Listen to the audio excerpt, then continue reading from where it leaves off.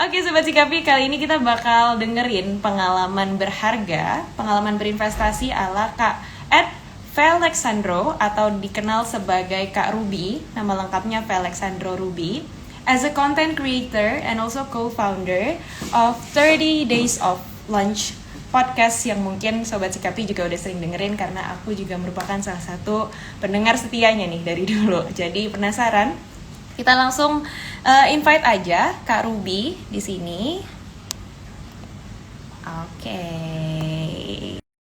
Ruby.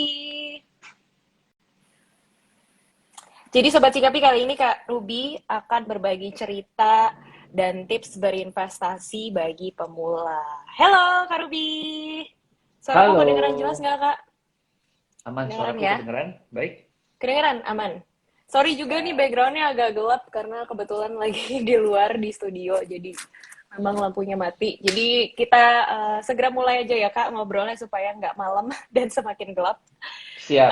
Oke, mungkin Kak Ruby boleh perkenalkan diri terlebih dahulu nih. Tadi as I mentioned, mungkin Sobat Cikapi juga udah banyak sih ya yang kenal sama Kak Ruby, apalagi emang followersnya Kak Ruby gitu. Kak Ruby ini adalah seorang content creator dan juga co-founder dari 30 Days of Lunch podcast. Aku juga sering dengerin podcastnya, isinya semuanya daging tuh ya, kayaknya nggak ada yang nggak penting. Dan di sini kita bakalan specifically ngobrolin soal tips-tips berinvestasi dan lebih ke juga ceritanya sih gimana sih akhirnya dulu Kak Ruby bisa memulai investasi, apa-apa aja kiat-kiatnya dan apa yang bikin Kak Ruby emang tertarik untuk mulai berinvestasi gitu. Mungkin silakan Kak, boleh perkenalkan diri dan kesibukannya apa, mungkin ada hal-hal baru yang followers-followersnya belum tahu dan Oke, perlu tahu nih. siap. Thank you banget, Dinda, buat Hmm. buat perkenalannya.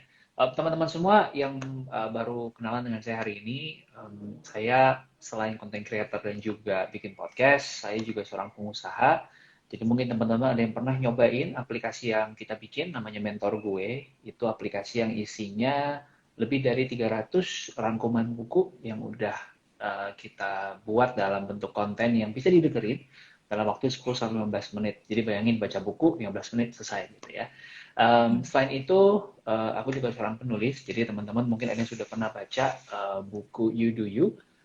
Bersyukur buku ini Oh, dapat sambutan yang baik, banyak juga yang merasa dapat manfaat. Jadi dalam setahun sejak rilis, ini sudah masuk cetakan ke-8. Mungkin sedikit dari saya perkenalannya itu, tapi karena hari ini undangan dari Sikapi Uangmu, undangan dari OJK, ayo kita ngobrolin anything tentang uang, anything tentang investment.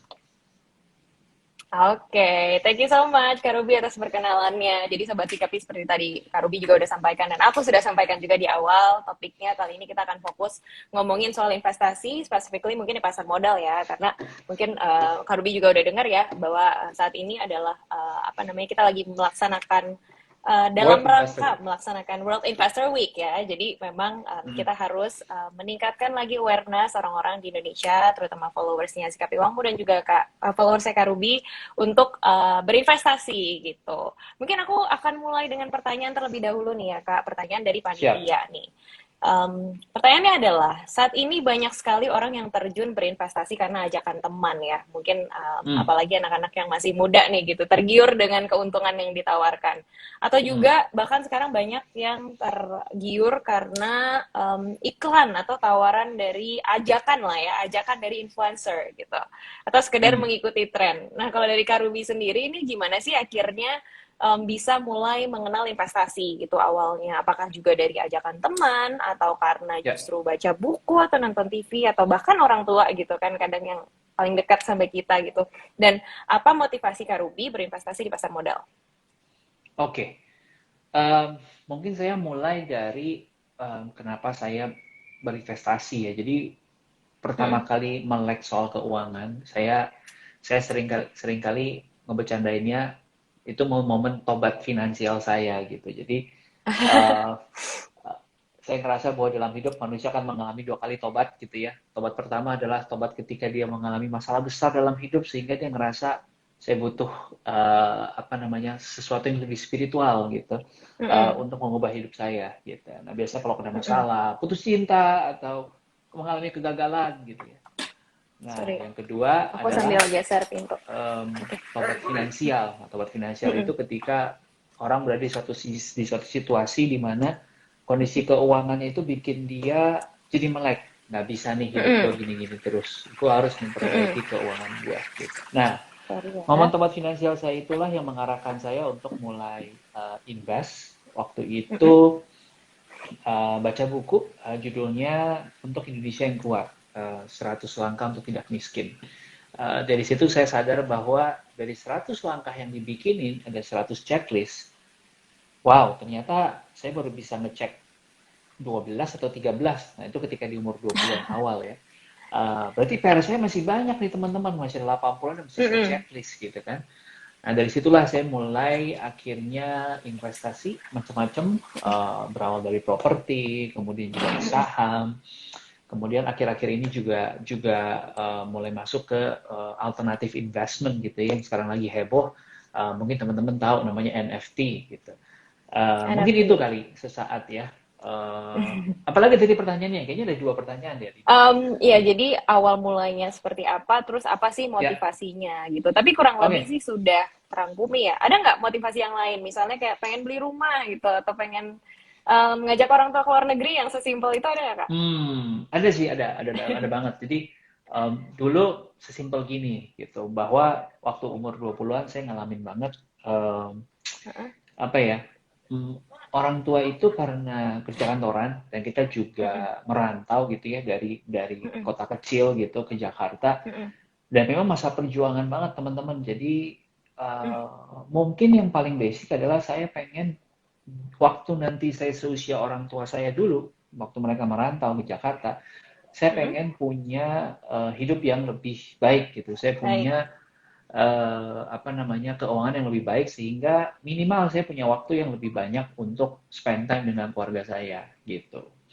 Gitu sih. I see. Hmm. That's very simple, but apa ya? I guess mungkin hampir semua anak pengen punya keberhasilan seperti itu ya, pengen setidaknya menjadi lebih baik dari orang tuanya gitu. Karena Hmm. sama sih, aku juga sering mendengar banyak dari teman-teman aku dan aku pribadi juga akhirnya pengen gitu ngeliat orang tua bekerja. Kayaknya emang bakal happy gitu ya kalau kita bisa lebih berhasil dan bikin bangga orang tua juga. Mungkin Sobat Sikapi juga ada yang kayak gitu, bisa mulai investasi dari sekarang. Nah, tadi kan produknya banyak banget ya tuh, Kak. Berarti sekarang lebih fokus di produk apa nih? Kira-kira kalau Hmm. secara pie gitu, Hmm. kayak in percentage lebih gede di produk apa sih? Mungkin produk apa Sobat Sikapi di sini penasaran. Oke, nah mungkin Mm-mm. supaya teman-teman di sini yang dengar, karena saya melihat kayaknya Mm-mm. ada yang mulai dari mahasiswa nih, ada yang sampai udah Iya, mungkin benar, punya beragam banget ya. keluarga, itu kan beragam ya. Teman-teman boleh tulis di kolom Mm-mm. chat, saya pengen tahu kira-kira teman-teman di sini yang masih Di kuliah sini lebih mana, banyak. Mm-mm. ngantoran mana gitu ya. Nanti kita bisa kasih tips yang sesuai. Nah, tapi menurut saya, Betul. kalau teman-teman di umur 20-an, dulu utamanya saya invest adalah invest ke diri sendiri. Dalam artian gini, saya investasi di apa namanya, RKT sih orang sebutnya ya, investasi Mm-mm. ilmu, investasi pengalaman, Education ya, knowledge. jejaring, network.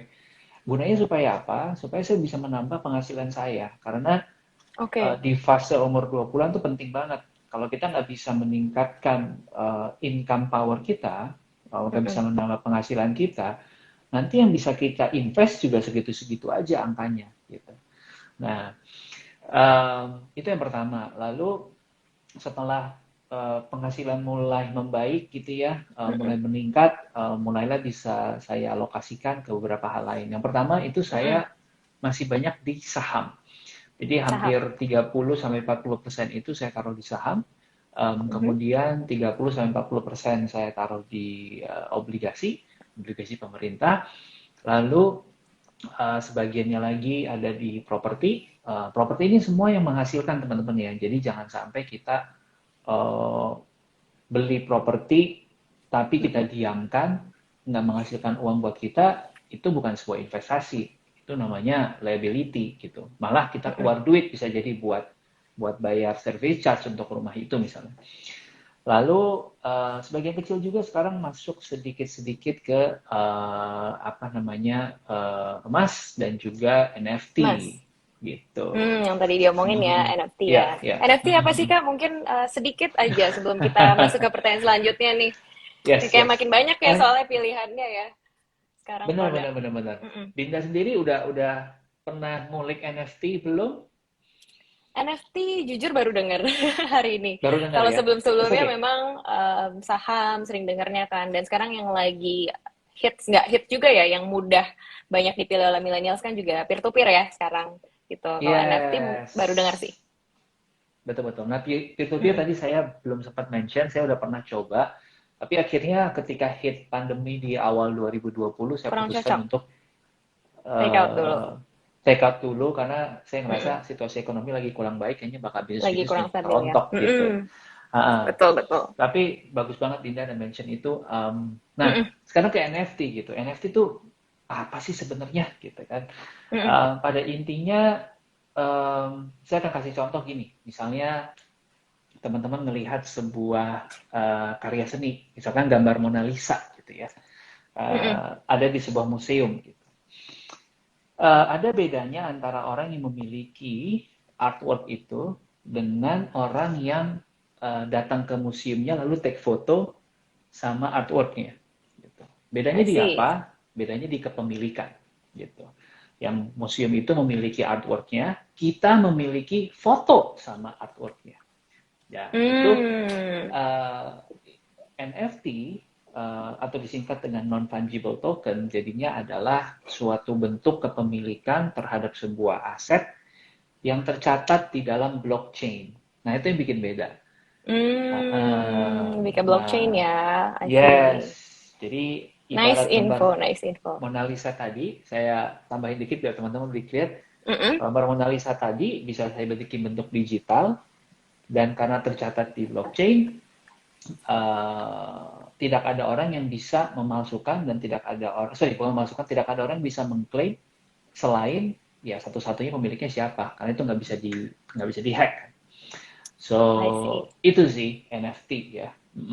Oke, Tapi itu mungkin kita NFT bisa ya, bahas Sobat kembali Sikapi. ke saham dulu kali ya, supaya teman-teman biar Iya, boleh mendengarkan dong, boleh istilah. dong. Ini kan tadi sedikit-sedikit ini aja nih, refreshment nih, karena mungkin banyak Yes. Sobat Sikapi yang nggak tahu nih, Kak Ruby nyebut NFT, apa sih NFT gitu. Dan di sini ternyata bener ada yang komen kayak, wah baru denger nih istilah NFT. So, thank you Hmm, for the hmm, information, Kak Ruby. Sedikit kita siap. bahas lagi soal saham nih, karena kan saham juga yang lagi hits-hitsnya ya sekarang gitu. Banyak anak Hmm, muda yang hmm, kayaknya ngelihat dari Instagram lah ya, Instagram atau thread di Twitter gitu. Mereka kayak, aduh kayaknya seru nih investasi saham, bisa berkali-kali lipat keuntungannya. Tapi yang aku ya, tahu dan memang apa yang selalu diajarkan oleh Sikap Uangmu adalah namanya produk investasi yang high risk, pasti high return, pasti high risk juga gitu kan. Nah ya. mungkin salah satunya nih saham nih. Tapi menarik tadi Kak Ruby bilang masih bermain saham. Tapi pengen tahu nih, kira-kira kalau menurut Kak Ruby sendiri, karena di Ya, sini juga banyak anak muda ya, kalau tadi kita lihat di komen juga ya, dan ya. mungkin baru mau mulai berinvestasi. Sebelum bermulai berinvestasi ini sebenarnya apa aja sih yang harus disiapin oleh investor pemula? Mungkin boleh sharing pengalaman Kak Ruby saat itu juga. Oke, mungkin yang paling pertama adalah teman-teman perlu ngumpulin ilmunya dulu ya, perlu ngumpulin, Mm-mm. perlu paham dulu caranya. Jadi nggak sekedar masuk karena dibisikin orang, saham ini Mm-mm. kayaknya bakal naik nih, gitu. Tapi itu nggak ngerti. Betul, Kalau dia naik, emang kenapa? Kalau dia turun, emang kenapa? Gitu. Nah, ngaruhnya itu apa yang ya? itu yang penting. Itu Mm-mm. yang pertama. Jadi nggak sekedar dari bisikan. Lalu yang kedua, investasi itu ibaratnya apa ya? Dalam perencanaan keuangan kita pribadi itu mungkin nomor 3 atau nomor 4. Nah, nomor Hmm, satu dan duanya diberesin dulu. Nomor satu apa?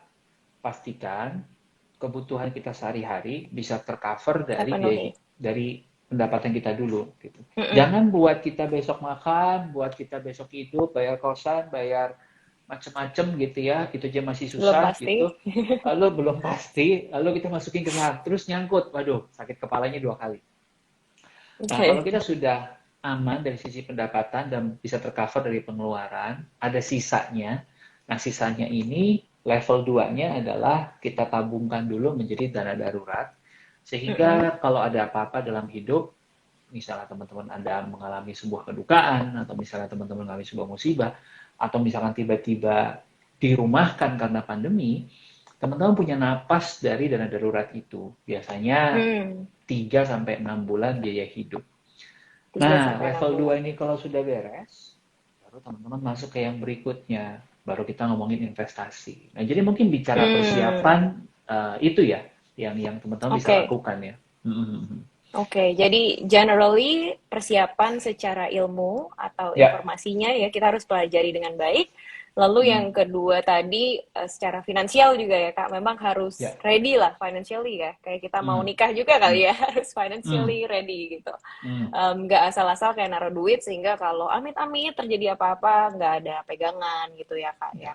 Oke, itu dia Sobat Sikapi terkait persiapan-persiapan apa aja. Nah, kita lanjut ke pertanyaan ketiga ya Kak. Apa sih Mm, pendapat Kak Ruby soal investasi dengan menggunakan dana panas? Misalnya uang pinjaman nih. Ini yang aku baca sih katanya juga lagi banyak di mana-mana gitu ya. Karena iming-iming pengen dapat keuntungan lebih banyak, akhirnya ya. memanfaatkan uang yang sebenarnya mungkin seperti tadi yang Kak Ruby bilang, bukan dari persiapan-persiapan yang tadi sudah dilakukan gitu, tapi dana panas tadi. Itu gimana tuh Mm. Kak? Kira-kira ada pendapat apa atau bahayanya apa sih sebenarnya? Ya, mungkin kalau teman-teman di sini, teman-teman di sini eh, punya kemampuan untuk kembali dari masa depan gitu ya, eh, silakan gitu. Berarti teman-teman tahu kan, oh saya ngambil dana panas ini karena saya tahu nih di masa depan ini akan terjadi.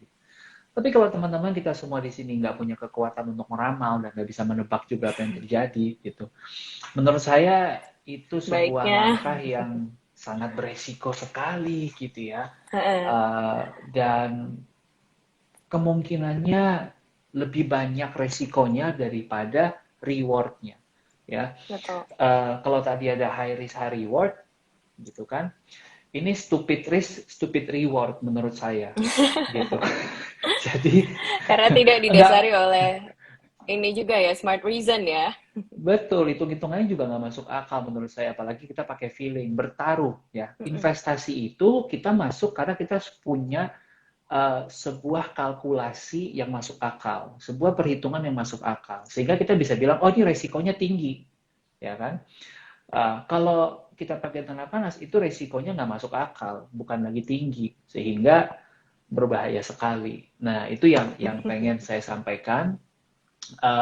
Sehingga sarannya buat teman-teman, ya pakailah dana yang orang sebutnya uang dingin ya. Memang kita kita Mm-mm. nggak gunakan itu dalam keseharian kita gitu, nggak jadi, nggak pakai dana sekolah anak, nggak pakai dana nikah. Kan kasihan nggak jadi nikah nanti kalau kenapa-napa. Uh, nah itu Gagal teman-teman nikah gitu ya. karena Uh, investasi sedih banget ya. karena investasi sedih banget gitu kan. Mm-mm. Kemudian satu lagi yang sebenarnya lebih penting, Mm-mm. apalah gunanya kita investasi kalau itu bikin kita susah tidur, kalau itu bikin kita jadi kepikiran terus, kerja nggak bisa konsen, ya kan, ngeliatin chart saham terus setiap detik karena takut udah turunnya turun banget, atau naiknya Mm-mm. nggak bisa diprediksi. Nah, itu menurut saya yang lebih berdampak gitu. Jangan sampai investasi itu memakan kesehatan mental kita sampai kita nggak bisa ngapa-ngapain, nggak bisa ngerjain yang lain.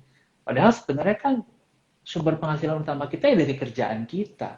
Investasi itu bonus tambahan Mm. supaya uang kita terus bertumbuh, nggak kalah sama inflasi. Tapi itu bukan sumber pencarian utama. Nah, sayang Betul. kalau yang bukan sumber mata pencarian utama malah bikin kita nggak konsen dan nggak bisa Makin rugi. produktif di sumber pencarian yang Iya utama benar, nggak bisa gitu. produktif. Mm-mm. Betul. Sorry Itu agak menarik panjang banget tapi sih, Kak Ruby. Nggak apa-apa dong, nggak apa-apa banget. It's a very meaningful insights juga.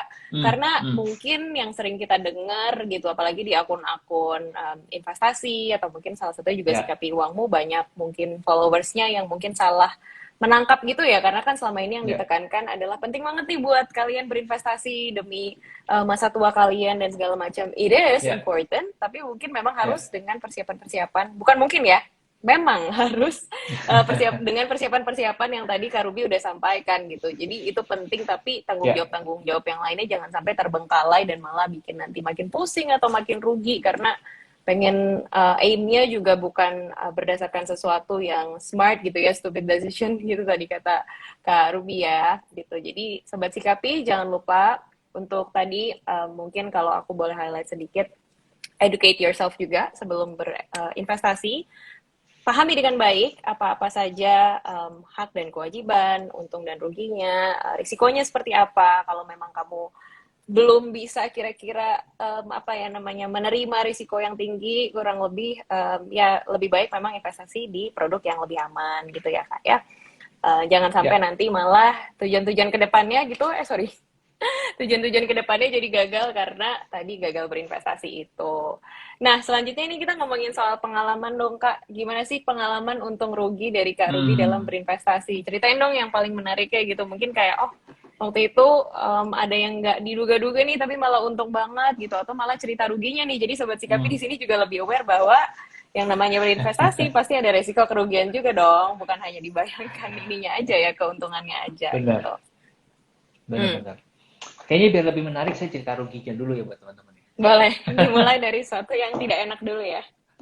Ya, saya bicara pahitnya dulu buat teman-teman karena ya Mm-mm. hidup bukan cuma indah-indah doang ya, tapi ada juga masa-masa yang perlu kita perjuangkan gitu, masa-masa sulit. Mm-mm. Nah, jadi di awal-awal ketika saya mulai investment juga, saya melakukan satu kesalahan fatal yang tadi saya bilang sendiri gitu.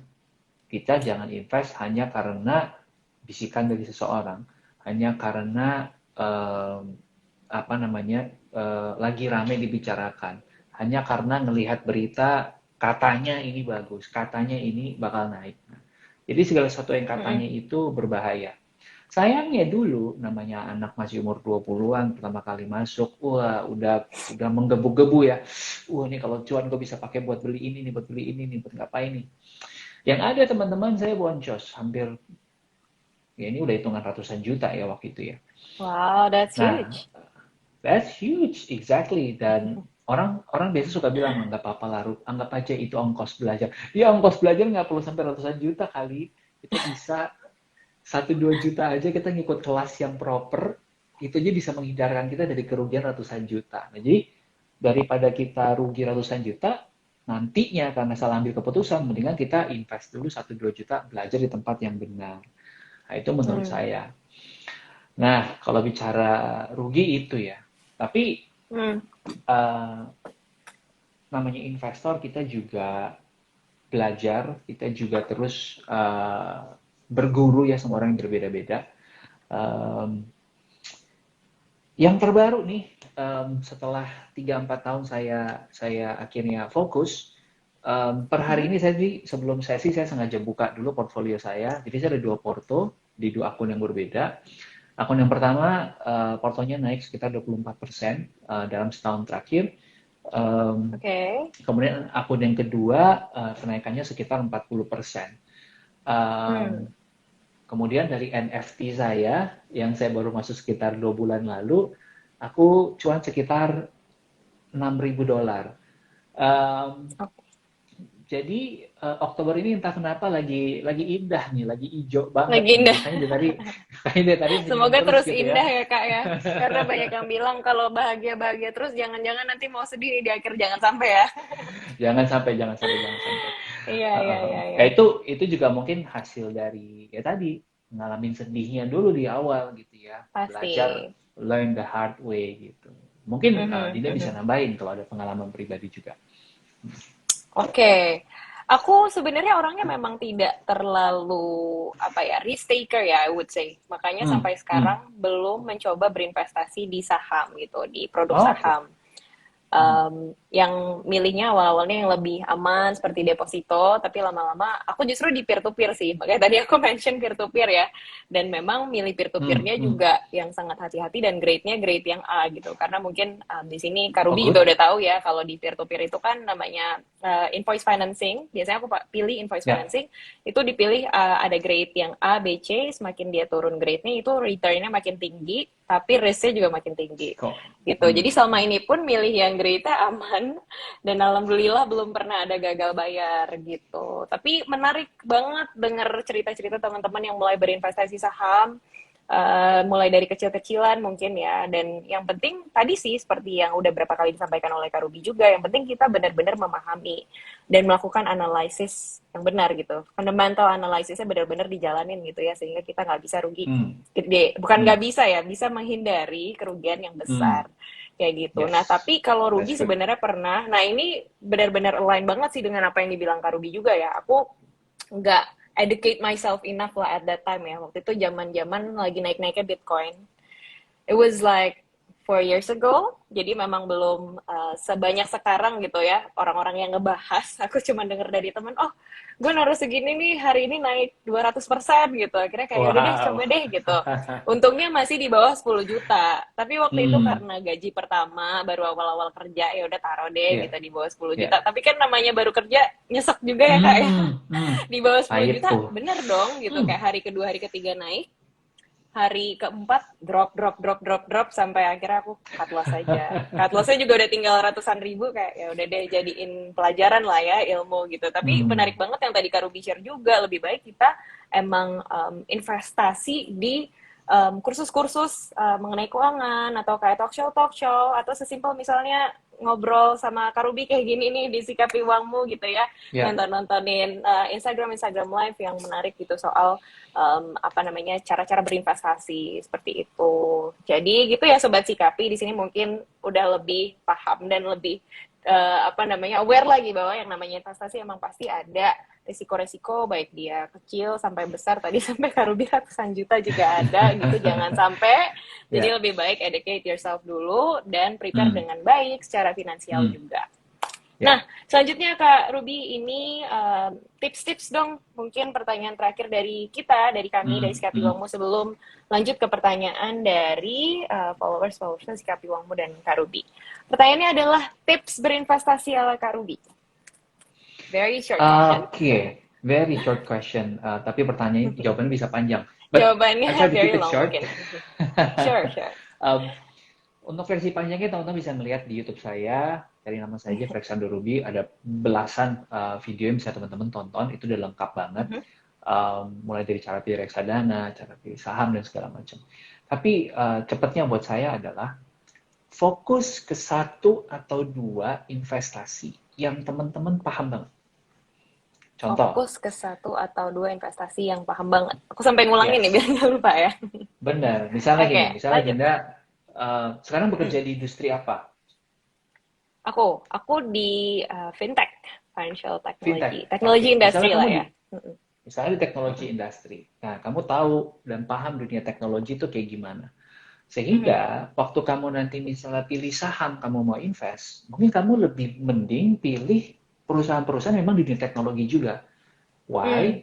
You have access to information in that data field yang information. mungkin orang lain nggak punya gitu. Atau mungkin kamu punya Betul. orang-orang di dunia tech yang bisa kamu ajak ngobrol. Pendapat kamu, menurut pendapat Bapak atau Ibu, siapapun di dunia tech yang kita kenal, kita bisa nanya, what do you think of this company gitu. Hmm, Apakah masih sehat, apakah secara industri standar dia masih punya potensi grow gitu, dia lagi di cycle mana di dalam bisnis dia, apakah masih bisa naik atau memang udah stagnan, apakah justru mengalami penurunan. Nah, itu kan sebuah kelebihan yang orang lain nggak punya, karena kita di dunia tech, orang lain nggak di dunia tech. Nah, begitu juga kalau misalnya di sini teman-teman ada yang ngerasa, oh saya justru bekerja di dunia perbankan, atau saya bekerja di dunia FMCG, atau saya di dunia tambang. Nah, teman-teman mhm, yang paham dan memang berkecimpung di dunia itu, nah, you have an edge, you have an upside yang bisa kamu maksimalkan. Nah, jadi nggak usah juga hmm, nyontek lahan tetangga gitu. Apa yang kita tahu banget, apa yang kita pahami banget, fokus aja ke situ dulu. Ya, sama ketika nanti bicara P2P, ya kan, misalkan saya tadi di Tech atau teman-teman ada yang di industri lain, ya kita cari perusahaan-perusahaan yang lagi butuh invoice financing di bidang yang kita tahu, hmm, gitu. Ya kan, misalnya ada yang butuh invoice financing di dunia perkopian, misalkan di sini ada yang bisnis kopi. Oh, hmm, gue tahu banget nih dunia kopi. Ini masuk akal nih, invoice-nya kayak gini, dibayarkannya ke butuh segini lama, dan jenis kopi yang dia pilih misalnya seperti ini pasti laku atau apa-apa. Itu kita jadi paham kan. Nah, betul. jadi kalau kita harus bertaruh, kalau kita harus naruh duit kita di satu dua tempat, taruhlah di tempat yang paling kita paham. Mungkin itu dulu. Hmm, Ya. oke. Berarti sesimpel memang kalaupun mau berinvestasi di produk ini kaitannya mungkin dengan saham atau peer to peer kali ya Kak ya, bukan yang kayak deposito Betul. atau reksadana yang memang produknya dipilihkan gitu. In case Ya, kamu perlu tahu juga harus input di perusahaan mana, dalam halnya tadi saham atau invoice financing gitu ya, pilihlah memang di industri yang kamu benar-benar tahu. Itu benar banget hmm, sih Kak, soalnya hmm. that's what I do right now. Emang selalu milih Dan perusahaan yang aku tahu kondisinya seperti apa gitu. Padahal aku orangnya bukan males sih, tapi kadang-kadang nggak terlalu ada waktu aja untuk baca berita, jadi memang nggak bisa terlalu update terus gitu ya setiap harinya gitu. Tapi memang ya udah gampangnya itu sih milih emang industri yang aku mungkin selalu terinform update seperti apa gitu. Nah nanti kalau mau tahu lebih lengkapnya lagi bisa lihat di YouTube-nya Karubi ya tadi ya. Apakah yes, username-nya yes. tadi? Mungkin di Cari sini nama followers saya Sikapi aja, Wangpo. Alexandro Oke, Ruby. Nanti akan Alexandro muncul Ruby. sendiri. Mhm. Oke, thank you Kak Ruby. Itu dia tadi pertanyaan dari Sikapi Uangmu. Sekarang kita lanjut ke pertanyaan dari komen-komen nih, dari kolom komen. Silakan, aku lupa menginfokan Sobat Sikapi dan juga followers Kak Ruby yang pengen nanya anything related to investment, baik itu berkaitan dengan investment di saham atau produk-produk lainnya, sekedar nanya-nanya pengalaman juga boleh. Silakan drop your questions di fitur komen atau kolom komen, nanti aku akan pilih dan 3 penanya yang beruntung akan mendapatkan hadiah menarik dari Sikapi Uangmu. Aku pilih satu pertanyaan dulu yang tadi sudah terlihat nih di sini dari Dwiki Anugrahu. Pertanyaannya adalah, Kak, saya suka menabung. Kebetulan baru tahu investasi. Salah satunya Hmm. adalah reksadana. Apakah bagi Hmm. pemula, reksadana merupakan hal yang tepat untuk memulai investasi? Dan mungkin Kak Ruby sendiri pernah nggak sih investasi reksadana? Gitu.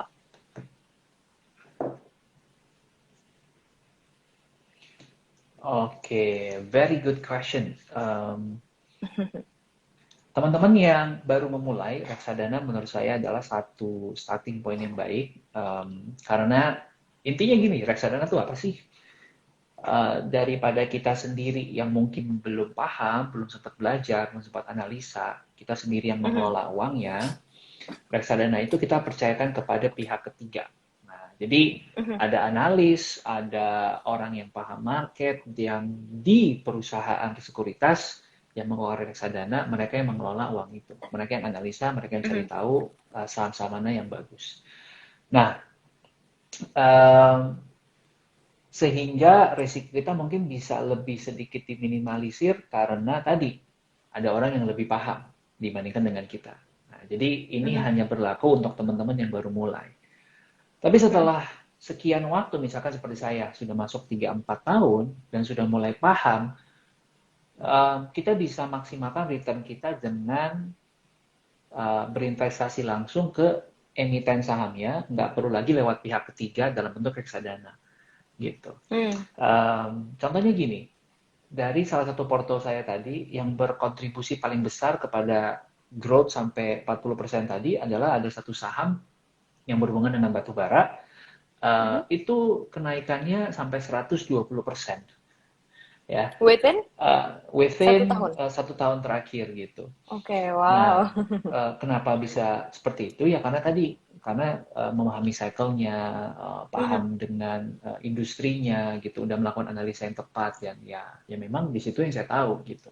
Bahkan saya nggak cuma megang satu emiten yang berhubungan dengan industri itu, ada 2 atau 3 gitu. Sehingga ketika mereka lagi naik, ya naik bersamaan gitu. Karena emang I see. lagi cycle-nya saya lihat.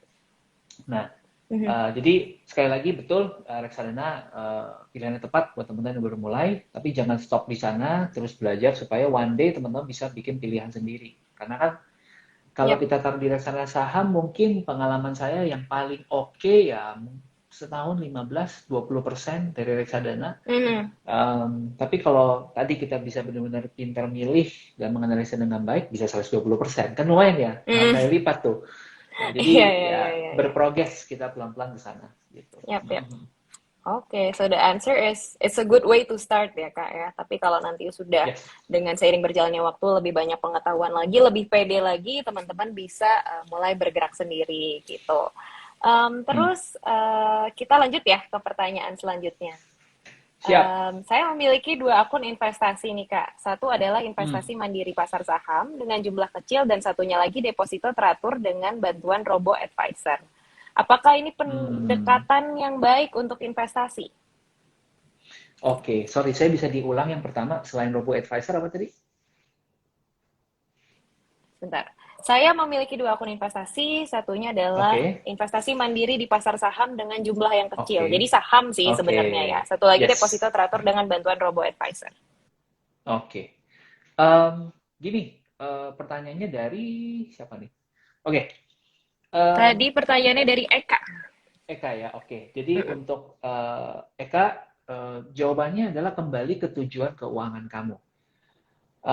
Karena setiap produk investasi itu punya tujuannya masing-masing dan harus disesuaikan dengan tujuan kita masing-masing. Misalnya gini, saya berinvestasi untuk dana nanti saya mau beli rumah 5 tahun dari sekarang.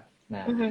yang perlu kita perhatikan adalah 5 tahun dari sekarang harga rumah akan jadi berapa? Kita hitung inflasinya. Yang kedua, butuh DP-nya berapa, gitu kan? Lalu kita tarik garis ke hari ini kita punya duit berapa, gitu. Misalnya, untuk bisa mencapai DP 20% buat rumah itu, ya kan? Kita udah hitung-hitung dengan duit kita yang kita punya hari ini, kita harus invest di sebuah produk yang minimal return-nya harus 15% setiap tahun. Kalau enggak, Hmm. nggak nyampe tuh dana DP-nya. Ya. Nah, kalau udah seperti itu, kita kan makin apa namanya, makin terpilih ya mana yang bisa kita invest. Investasi mana yang Mhm. bisa kasih 15%? Pilihannya semakin sedikit. Satu, tentunya Mhm. bukan deposito, karena deposito di bawah 4%. Gitu, nggak nyampe-nyampe kita nanti. 5 tahun punya rumah, jadinya 20 tahun baru punya rumah. Ya nggak? Gitu. Berikutnya, obligasi pemerintah. Obligasi pemerintah mungkin 7% masih ada, tapi sekali lagi kita butuh 15%. Nggak cukup juga kan? Kurangannya dari Gitu. mana ya? Kurangnya dari mana ya? Antara kita kerja lebih, sehingga bisa nambah duit investasinya 2 kali lipat, atau ya kita cari produk investasi yang bisa kasih potensi return sampai 15% tadi. Nah, jadi Mhm. pilihan kita kalau 15% ya, jadi kalau saya lihat ya antara reksadana saham atau kita masuk ke sahamnya langsung gitu. Nah, jadi yang kamu lakukan tadi bisa jadi benar, bisa jadi kurang tepat, tergantung tujuan keuangannya. Kalau tujuan keuangannya Hmm. tadi buat rumah dan butuh 15% per tahun, mungkin si robo deposito itu kurang efektif. Ya, lebih Hmm. efektif kamu taruh di apa namanya produk Saham investment ya lain tadi yang ya. bisa kasih investment Potensinya return yang lebih lebih besar. besar. Mhm. Yes, gitu. Jadi kembali ke tujuan kamu ya, saya nggak bisa bilang benar apa enggak, tapi cocok apa enggak gitu. Benar-benar. Memang umumnya investasi itu harus disesuaikan dengan tujuan keuangan juga ya, Kak. Tadi seperti kita sudah sempat mention di awal juga, mungkin kalau masih muda, Yes. belum ada tanggung jawab, belum ada yang dikejar, itu mungkin bisa milih yang ibaratnya lebih high risk juga, tapi memang ya apa namanya returnnya bisa lebih tinggi gitu. Tapi kalau ibaratnya ada apa-apa kan kita bakalan lebih aman gitu ya. Harus sesuaikan Ya. dengan tujuan, jadi nggak bisa jawab yes or no gitu ya, Kak ya. Hmm. Beda-beda tiap orang. Oke, ini waktunya udah mau habis, jadi aku langsung lanjut aja ke pertanyaan selanjutnya, Kak. Ini Yes. dari Danwin nanti. Ini menarik sih, mungkin it's a very basic question, tapi pengen tahu nih kalau tips dari Kak Ruby Hmm. seperti apa. Gimana sih cara membagi pos-pos pengeluaran dan investasi? Kalau sekarang nih, Kak, katakanlah kita udah ready, tadi kan kata Kak Ruby harus Ya. ready dulu nih secara finansial, Ya. dan kita mau mulai, pembagiannya seperti apa sih dari, let's say gaji bulanan lah ya, buat orang-orang yang bekerja gitu. Oke. Teman-teman ada banyak cara atau template untuk membagi penghasilan kita menjadi Mhm. beberapa pos-pos. Ada yang 20, 30, 50 gitu ya. 50 untuk biaya hidup atau needs, 30 itu Mhm. untuk wants atau keinginan, ya kayak teman-teman pengen punya sneakers mungkin, atau pengen jalan-jalan mungkin, pengen self reward. Ya sebenarnya nggak krusial-krusial banget, tapi ya untuk bikin diri happy boleh lah. Nah, itu 30%. Ada 20% untuk tabungan atau investasi. Nah, itu mungkin Hmm. yang paling simple, 50, 30, 20, Hmm. sehingga teman-teman gampang ingat. Nah, tapi kalau versi saya sendiri, ya, Hmm. versi saya tidak pernah pakai rasio-rasio atau persentase-persentase.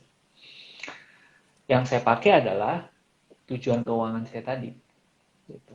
Saya Oke, punya angka di kembali lagi kepala ya. saya. Yes, benar. Kembali lagi. Mm-mm. Jadi kita nggak bisa menerima satu formula langsung kita aplikasikan plek ketiplek ke Mm-mm. hidup kita. Nah, kita mesti cocokin. Mm-mm. Nah, di kepala saya punya sebuah angka yang menurut saya itu adalah angka financial freedom saya. Oke, ini saya mulai di umur 23-24 tahun. Mm-mm. Nah, kemudian saya dapat penghasilan nih teman-teman. Pilihannya adalah saya bisa pakai ikutan kayak tadi 50-30-20, Mm-mm. sehingga saya cuma nabung 20%. Lalu kita bilang, oh iya saya udah nabung 20%, udah bagus dong. Kan kata orang 20% udah bagus. Iya. Right? Nah, tapi sekali lagi, angka saya tadi untuk mencapai financial freedom itu, saya taruh paling tidak di umur 40 sudah tercapai. Berarti saya cuma punya waktu 16 tahun dari saya umur 23-24. Mm. Nah, setelah saya hitung-hitung, kalau saya mau mencapai itu dalam umur 40, tidak mungkin bisa tercapai kalau saya cuma nabung 20%. Nah, kembali lagi. Berarti harus ditingkatkan ya. Berarti harus ditingkatkan. Jadinya yang saya lakukan adalah porsi biaya hidup atau needs, namanya kebutuhan, ya sulit dinegosiasi. Yang namanya biaya bensin segitu ya segitu aja, susah kan kita dapat. Namanya kos-kosan anak pada zaman itu segitu, itu udah paling minimum ya segitu aja, nggak ada lagi yang lebih murah gitu di Hmm. kota. Nah, tapi yang bisa kita mainkan adalah angka tadi self reward kita. Nah, ini Needs, makanya bukan needs ya. Self reward, wants, betul. ya Wants. self reward Mhm. kita. Nah, makanya ada satu riset yang namanya itu apa ya, marshmallow test. Hmm. Simple lagi nih, ada anak-anak yang dikasih satu marshmallow, ditaruh di depan mereka, lalu dibilang, kamu kalau bisa nahan diri 10 menit, nggak makan, nanti saya kasih yang kedua. Nah, Mhm. hasilnya orang-orang itu diikutin selama hidup mereka, dari waktu kecil sampai gede. Mhm. Orang-orang yang waktu kecilnya berani menahan diri 10 menit, ya, dan akhirnya dapat marshmallow kedua, secara keuangan, waktu mereka tua, juga lebih berdaya dan lebih quote-unquote kaya. Kenapa? Ah, I Bisa see. menahan kesenangan sesaat. Nah, itu yang saya lakukan dari umur 23. Makanya saya umur 30-an awal baru saya benar-benar self reward. Sebelum itu gaspol dulu sampai dekat ke tujuan keuangan gitu. Betul, betul. That's interesting. Jadi sebenarnya memang nggak apa-apa menerapkan apa namanya porsi-porsi tertentu, tapi kembali lagi ke tujuan Ya, keuangannya dan kalau ya, bisa sebenarnya kita lebih nahan-nahan dulu ya Kak selagi kita muda gitu supaya nanti self rewardnya di kemudian hari juga lebih bisa kita nikmati, lebih memuaskan lagi gitu ya daripada apa yang sebenarnya cuman BM-BM apa sementara gitu ya Kak sekarang ya. Kalau anak-anak yes, zaman sekarang yes, kan bilangnya yes. ngeliat di Instagram, Hmm, ih lucu, hmm, pengen beli, kayaknya pengen hmm, gadget A, padahal butuh-butuh banget juga enggak gitu ya. hmm, Oke deh Kak hmm. Ruby, mungkin segitu aja sharingnya, karena unfortunately waktunya sudah habis.